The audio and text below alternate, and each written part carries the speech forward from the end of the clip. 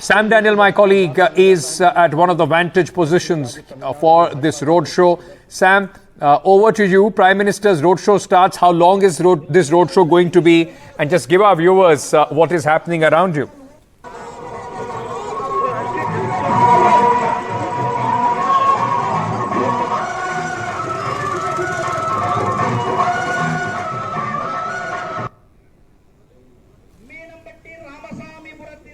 The candidate for the BJP is the governor turned BJP politician, Dr. Tamilisai Soundararajan. And this is traditionally a DMK bastion. And now the BJP is trying to breach this, try to win, or at least to expand their footprint in the state. At the moment, it's a four-cornered contest, I think. The incumbent MP, Tamilachi Thangapandian, is the DMK candidate. The AIADMK has fielded former MP Dr. Jayavardhan, and another party, a smaller fledgling party, Nam Tamilar Katchi, has also fielded a lady doctor. So there are three doctors in this race, besides the incumbent Tamilachi Thangapandian. And in 2019, the DMK had won the seat. The DMK had swept the elections across Tamil Nadu, winning. The person you are speaking with has put your call on. All right, we've lost that line with Sam. We'll try and reconnect with him. But these visuals, ladies and gentlemen, are live visuals which are coming in from Chennai, where the Prime Minister is holding a roadshow. Remember, the Bharatiya Janata Party has struggled to, in fact, find a foothold as far as politics of Tamil Nadu is concerned. The state, which has been ruled alternatively by the Dravidian Dravidian parties, DMK and AIADMK. In the last election, the BJP fought this election in alliance with the AIADMK. But it was a sweep of the DMK that we saw in the last election, winning all seats. The DMK and the Congress combined. Of course, the DMK, the senior partner, and the Congress plays the junior partner in the state of Tamil Nadu. But at this moment, the BJP has, with a renewed, in fact, force, tried to go in, and with the Padyatra of Annamalai, they are hoping that it will translate. These crowds will translate into votes for the BJP. Sam is back with us. Sam, over to you. Thank you, Ankit. As I told, this is part of the Chennai South Parliamentary Constituency, and at the moment, the incumbent MP from the DMK, Tamilachi Thangapandian, is contesting again for a second term. It's a four-cornered contest. The BJP has fielded the former governor, Tamilisai Soundararajan. The AIADMK has fielded former MP, Dr. Jayavardhan. Traditionally, South Chennai has been largely a DMK bastion, but the BJP is trying to breach this. Last time, the DMK had swept the polls, winning 38 of the 39 seats in the state. Last time, the BJP could not win even a single seat, though they were in alliance with the AIADMK at that point in time. This time, the BJP does not have the AIADMK as its ally because the Dravidian party has parted ways, has snapped ties with the BJP. But the BJP has a few smaller parties as its allies. It has the PMK, it has the TMC of GK Vasan and a few other smaller parties. But they hope that the Prime Minister's frequent visits across Tamil Nadu, this is his sixth visit this year, will actually work magic for them. They're also counting on the BJP Tamil Nadu Chief Annamalai's Padyatra across all the 234 assembly seats over the last 7 months. And the BJP has taken up the issue of corruption and family politics against the ruling DMK in Tamil Nadu. And specifically, Dr. Tamilisai, the BJP's South Chennai candidate, says she would be like an elder sister for the residents of this particular assembly constituency. She says she'll open up one office in every assembly seat in this parliamentary constituency. And she says, being a resident herself in this area, she'll be the voice of the people. On the other hand, the DMK alleges that the BJP, the central government, has not really paid or released any funds for the flood affected areas, including South Chennai, which was very badly affected during the recent the floods last year after the cyclone. And they have taken up issues like federalism, what they call as financial discrimination by the center as their key issues. The AIADMK, on the other hand, has taken up the issue of state rights. They also hope there is anti-incumbency against the ruling DMK in Tamil Nadu, and they're also taking up the issue of corruption, and they hope that all these factors would actually work in favor of them. They have only DMDK, late actor Vijayagant's DMDK with them, but they still hope that, like they were able to make big wins during the days of Jayalalitha, even without major allies, this time too they will be able to expand their footprint, make a comeback. Interestingly, for the AIADMK, this is the first election after they parted ways with the BJP. First election under the singular leadership of EPS, and for him it's a kind of an opportunity in that sense to show that he can reclaim the political fortunes of the AIADMK, particularly after it lost 2 elections. It fought in alliance with the AIADMK. So as you see, the roadshow has started. It's a 1 kilometer long stretch in the T Nagar area. It's a busy commercial hub in Chennai, and this particular area the BJP feels is a kind of a stronghold for them compared to the other pockets of the South Chennai constituency. And the idea behind the Prime Minister's campaign or this roadshow is to consolidate the position of the BJP in this pocket of the constituency, which traditionally is a DMK bastion.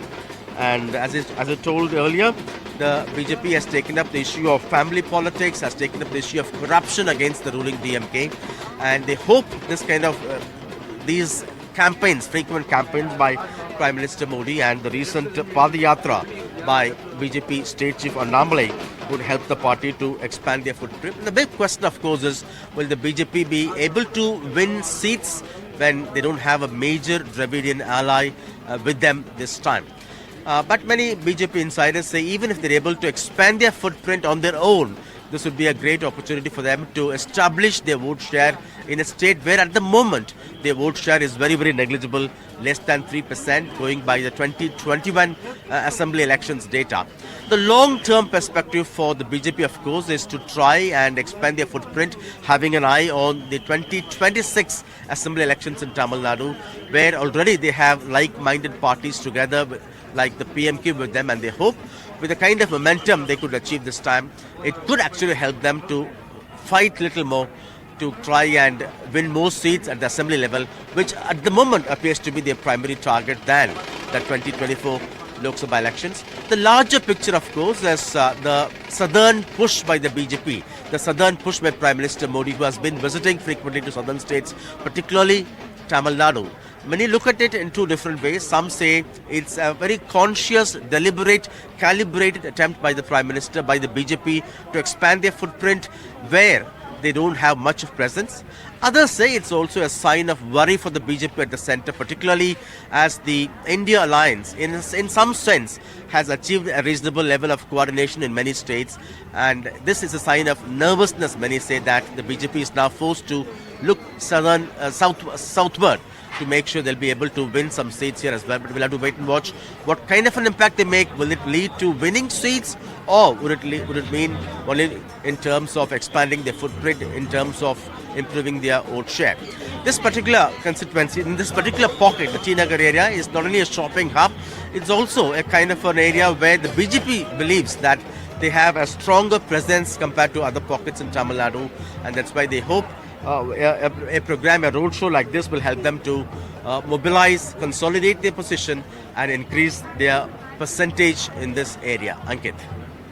Thank you, Sam, for joining us with all those. All right, so Sam continues to be with us. Sam, just one, you gave quite a important brief about the politics of Tamil Nadu, but BJP is quite gung-ho about Kanyakumari, about Coimbatore seat, and we are seeing the push that the Prime Minister himself is leading for the Bharatiya Janata Party.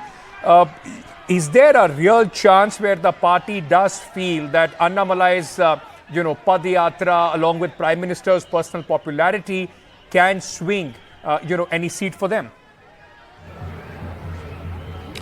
These two are areas where, Ankit, the BJP is quite strong. Both Kanyakumari, where the BJP is strong because of the stronger presence of the RSS there, and for quite some time in Coimbatore, the BJP is quite strong. In the 2021 assembly elections, the party was able to win the Coimbatore assembly seat.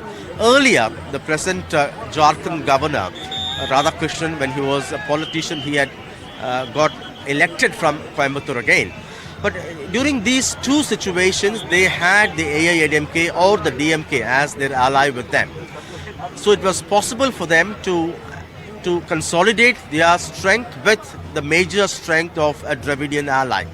But this time, both in Kanyakumari and in Coimbatore, they don't have a Dravidian ally. They are banking or counting on their own inherent strength in these two pockets traditionally. Also, counting on the frequent campaigns by Prime Minister Modi and the BJP State Chief Annamalai. A win in these two pockets would be possible only if the sustained campaigns by these two leaders result in an exponential growth or increase in support base for the BJP to be able to win on their own. Otherwise, the best they could do was to expand their footprint, and they may have to settle for number 2 or number 3. Number 3 most likely, but number 2, if they're able to really make sure they are able to get a major swing in their favor. But at the moment, these two constituencies are among the constituencies the BJP strongly believes they have a fair chance to win. That's why in Coimbatore we had the Prime Minister having a roadshow earlier. Again, tomorrow he will be having a kind of a public meeting at Mettupalayam near Coimbatore, giving a push for both the Coimbatore Lok Sabha seat as well as the Nilgiris Lok Sabha seat, where Union Minister Murugan is fighting. And again, he had a meeting in Kanyakumari earlier, where the BJP veteran leader Pun Radhakrishnan has been elected there a few times in the past. He could not do it in 2019 when Vasanta Kumar of the Congress won.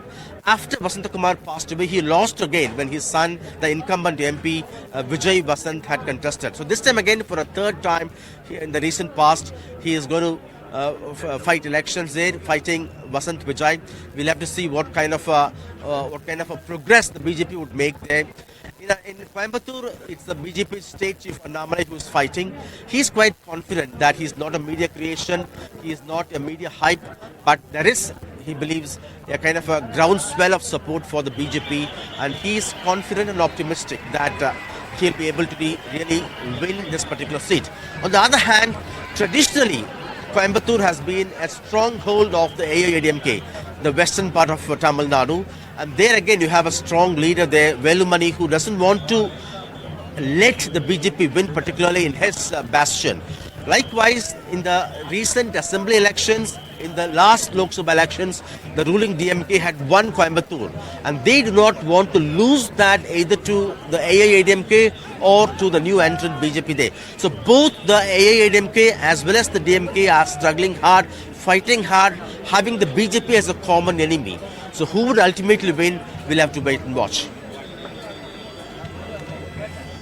In fact, Sam, stay on with me in two visuals, ladies and gentlemen, on your screens right now. The BJP's campaign juggernaut rolling at this moment. Prime Minister in southern India and his trusted lieutenant, the Home Minister Amit Shah in Tinsukia, Assam. From northeast to southern India, the BJP's thrust for 370 seat target at this moment visible. Prime Minister's roadshow continuing in Chennai, while the Home Minister is in Assam along with Himanta Biswa Sarma, the Chief Minister of Assam, in fact, seeking votes for their candidates.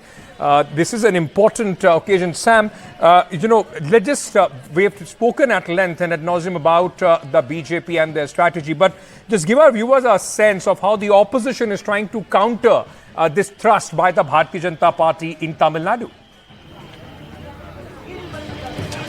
On the one hand, Ankit, the ruling DMK has kept its formidable alliance that had swept the 2019 elections intact. In fact, they have further strengthened their alliance by roping in actor, politician Kamal Hassan, who runs the MNM, the Makkal Needhi Mayam.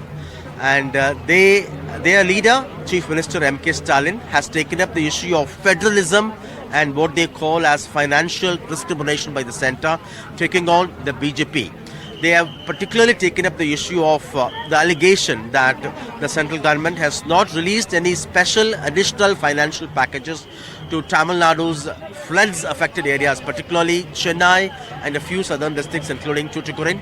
The state government had asked for a 39,000 crore package for rebuilding these areas, for restoring these areas in terms of livelihood and damages to properties. The central government, they say, has not given a penny. So they are using this as a key poll plank campaigning against the BJP.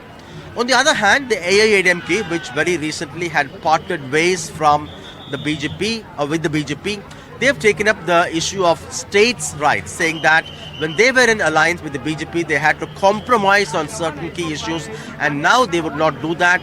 In a way, they're trying to retain the vote base of the minorities, which they lost when they were in alliance with the BJP. And they're also targeting the ruling DMK on issues of corruption and family politics. So in a sense, both the ruling DMK and the key opposition, the AIADMK, look at the BJP as a common enemy. And they both are training all their guns towards the BJP, taking up be it the issue of federalism, be it the issue of financial discrimination or the states' rights, or compromising on their key principles, particularly when they're in alliance with a state party. That's how these two Dravidian parties are looking at the BJP as a common enemy. At the local level, for the ruling DMK, the enemy is AIADMK.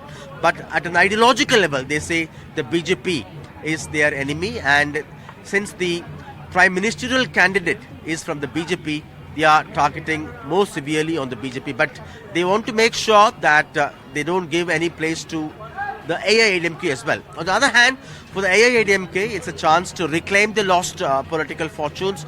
They fought two key elections in alliance with the BJP. They lost both because at that time, the BJP was seen to be a kind of an untouchable. And now that they have parted ways, they see they have bright prospects to regain lost ground, and they're also quite optimistic. On the other hand, the BJP is portraying both these Dravidian arch rivals against development, pro-family politics, and they are pushing their agenda, their poll plank, particularly focusing on development, no corruption, good governance, and on those issues. And they point out big projects like highways, metro rail, airports, and things like that as examples of their model of development. So this particular roadshow is part of that kind of a campaign. In fact, the Srinagar area is also developed under the smart city project of the central government. In that way, they are also tacitly showcasing what kind of development they have brought in to Chennai. But on the other hand, the DMK is focusing on issues like no release of funds, particularly for this constituency when it was affected badly by floods. And they use that as a major poll plank, saying that, look, the BJP in power and centre, but they're not releasing. All right, Sam Daniel there, in fact, giving our viewers a crash course on the current political situation where the BJP is hoping to make a dent in the southern fortress of Tamil Nadu.